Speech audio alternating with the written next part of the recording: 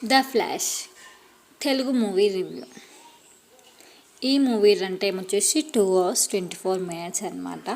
ఈ మూవీ అయితే ప్రైమ్ వీడియోలో అవైలబుల్గా ఉంది. అండ్ స్టోరీలోకి వెళ్ళిపోతే బ్యారీ అలెన్ అంటే ఫ్లాష్ తన తల్లి మరణాన్ని ఆపడానికి గతంలోకి వెళ్తాడు.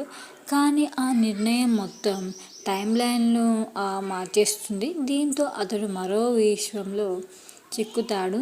అక్కడి నుంచి ప్రపంచాన్ని రక్షించి తిరిగి తన ప్రపంచానికి ఎలా చేరుకున్నాడన్నదే మూవీ స్టోరీ అన్నమాట. అండ్ ఈ మూవీకి ప్లస్ పాయింట్స్ వచ్చేసి మైకేల్ కీటన్ యాక్టింగ్ బాగుంది.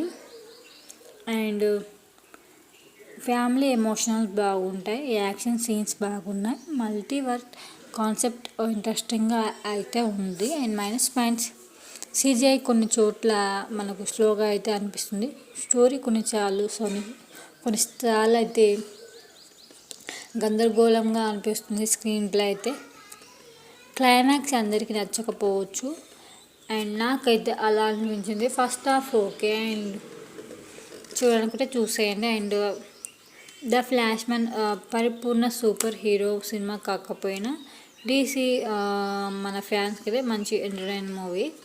అండ్ టైం ట్రావెల్ అండ్ ఈ టైం ట్రావెల్స్ మూవీస్ ఇష్టపడే వాళ్ళకి ఈ మూవీ అయితే చూడొచ్చు గైస్. అండ్ టైం ట్రావెల్ ఇలాంటి మూవీస్ ఇష్టపడే వాళ్ళకు చూడొచ్చు. ఫ్యామిలీ ఎమోషనల్స్ కూడా ఉన్నాయి మూవీలో.